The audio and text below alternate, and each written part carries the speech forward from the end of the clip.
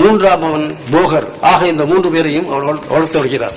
இத்துடன் இந்த பகுதி முடிந்து விடுகிறது. இனி இந்த பகுதியில் நாம் காண வேண்டியது அல்லது சிந்திக்க வேண்டியது என்னவென்றால், தக்கலை பீர்முது புலவரின் திருநீதம் கவி சக்கரவர்த்தி கம்பரின் காப்பியத்திற்கு 100 அல்லது 150 ஆண்டுகளுக்கு பிற்பட்டது.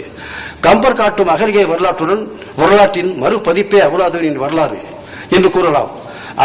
அகலிகை வரலாறு கம்பருக்கு வான்மீகரிடமிருந்தும் வான்மீகருக்கு வடமொழியில் உள்ள ரிக் வேதத்தில் இருந்தும் வந்தது என்பது வெளியிடைமுறை.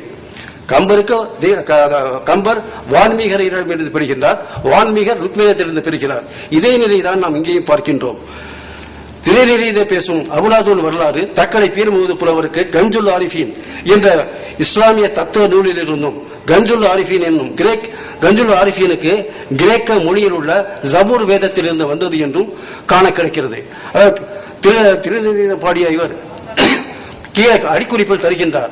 தனக்கு இந்த வரலாறு கஞ்சுல் ஆரிஃபீனில் இருந்து கிடைத்ததாகவும், அதாவது 124 பக்கம் கஞ்சுல் ஆரிஃபீனில் கிடைத்ததாகவும், கஞ்சுல் ஆரிஃபீனுக்கு ஜபூர் வேதத்திலிருந்து தான் கூறுகின்றார். ஜபூர் வேதம் கிரேக்க மொழியில் எழுதப்பட்டது, தாவூது நபிக்கு அருளப்பட்ட வேதமாகும்.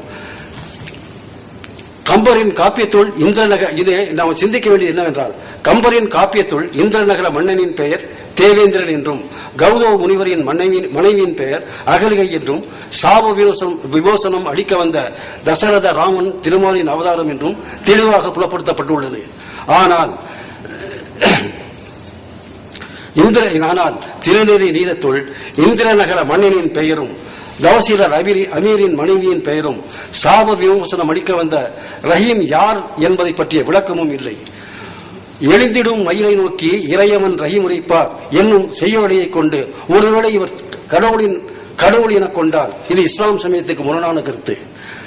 இறைவன் ஒரு தாயின் வயிற்றில் பிறந்து தீமையை அழிக்கவும் நன்மையை நிலைநாட்டவும் தோன்றுவான் என்ற திருமால் நெறியும், இறைவன் மானுட வடிவத்தில் தோன்றி திருவிளையாடல் புரிவான் என்ற சைவ சித்தாந்தமும் இஸ்லாத்தில் இல்லை.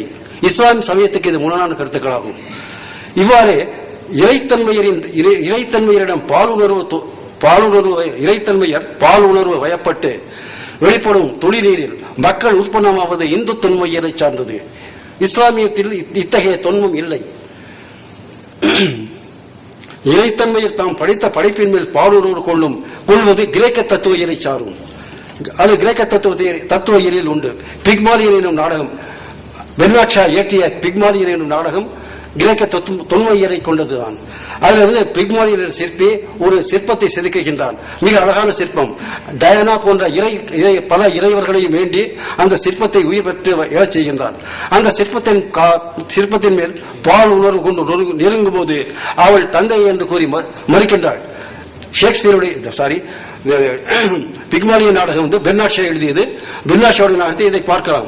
பால் உணர்வு வயப்பட்ட அந்த சிற்பி அவளை நெருங்கும் போது அவள் மறுத்து பின்னுக்கு நகர்கின்றாள். பின்னுக்கு நகர்ந்த மாத்திரத்தில் அழகில் மயங்கி அவன் பால் உணர்வுடன் நெருங்கி என்னை உருவாக்கி இதேதான் கூறுகின்றாள். என்னை உருவாக்கிய நீர் என் தந்தையே என்று கூறி ஓடி மறைகின்றாள். அவ்வளவில் அந்த கிரேக்க தொன்மையரையும் இவர் ஆண்டிருக்கின்றார். ஆக இந்த தக்கலை பீர்முது புலவர் இந்து தொன்மையரையும் கிரேக்க தொன்மையரையும் எடுத்தாண்டு இருக்கின்றார். ஆனால் இவை இஸ்லாத்துக்கு சற்று இஸ்லாத்துக்கு முழுமையாக புறம்பானதையாகும். இவ்வகையில் தக்கலை பீர்முது புலவர் கவி சக்கரவர்த்தி கம்பரும் பேரவழி ஒன்றுபட்டிருந்தாலும் அமைகின்றனர். தக்கலையாரிடம் இந்து தொன்மையிலும் கிரேக்க தொன்மையில் சாயிலும் ஆண்டிருப்பதை நோக்க சமய முரண் என்று கொள்வதை காட்டிலும் பிற சமயத்தை எடுத்தாலும் பொறை என்று கொள்ளலாம். பிற சமய தத்துவங்களை எடுத்தாளுகின்ற பொறை என்று கொள்ளலாம். இதை சமய மீறல் என்று கொள்வதை காட்டிலும் இவ்வாறு கொள்வதே சிறப்பு என்று கூறிய அந்த கட்டுரையை நான் முடித்திருக்கின்றேன். ஆகல அவளே மறுத்து எதுவுமே ஆகலங்கிறப்ப அங்கேயே அந்த தண்டனை அவருக்கு எதற்கு தண்டனை இல்ல. அந்த பாக்குறாரு, பார்த்தோடனே தன் மனைவியை பார்த்தோடனே அவர் ஆக்ரோஷப்படுகிறார். அவ்வளவுதான். இது அவசர புத்தி என்றுதான் கூற முடியுமே தவிர இது சிலையை தீண்டுகின்றார். அதை பார்த்தோடனே ஆத்திரப்படுகின்றார். அவ்வளவுதான். எண்ணத்துக்கு அவனுடைய அழகு ஒரு காரணமாக இருந்ததனால் இஸ்லாமிய பெண்கள் பிற ஆடவர்களை பார்க்க கூடாது என்பது ஒரு இருக்கலாம். அந்த பார்வை ஏற்பட்டதற்கு காரணம் அவருடைய அழகு. ஆமா, அவருக்கு அந்த தண்டனை வழங்கப்படும். ஆமா, அவர் அழகிய பெண், ரொம்ப அழகு. அவரை பத்தி அழகெல்லாம் ரொம்ப அதிகமாக வர்ணிக்கின்றார். அழகான பெண். தவ யோகிக்கு அந்த பெண் ஏற்ற மனைவி அல்ல என்று கூறலாம். போகர்னு சொன்னீங்க சார் போகர்னு சொன்னீங்க. ஆமா. அபிலாதன் மகன் போகரும் பழனிமலை சித்தர் போகர் இல்ல வேற பழனிமலை போகர் வந்து 12ஆம் நூற்றாண்டு சேர்ந்தவர் போகர். எனக்கு நம்ம கரூரார் தான் ராஜராஜ சோழன் அவரின் அஷ்டபந்தனம் ஆகும் என்று செய்தி கேட்ட மாத்திரத்தை வானொலி கேட்டு காக்கை வழியில செய்தி அனுப்புகின்றார். அப்புறம் தான் போகரம் வந்த பிறகுதான் அந்த அஷ்டபந்தனம் ஆகியதாக நமக்கு வரலாற்று சான்று கிடைக்கிறது. அதே இலக்கியத்தினுடைய முறையில்தான் தக்கலை பீர் முகமது எழுதியிருக்கிறார். ஆமா.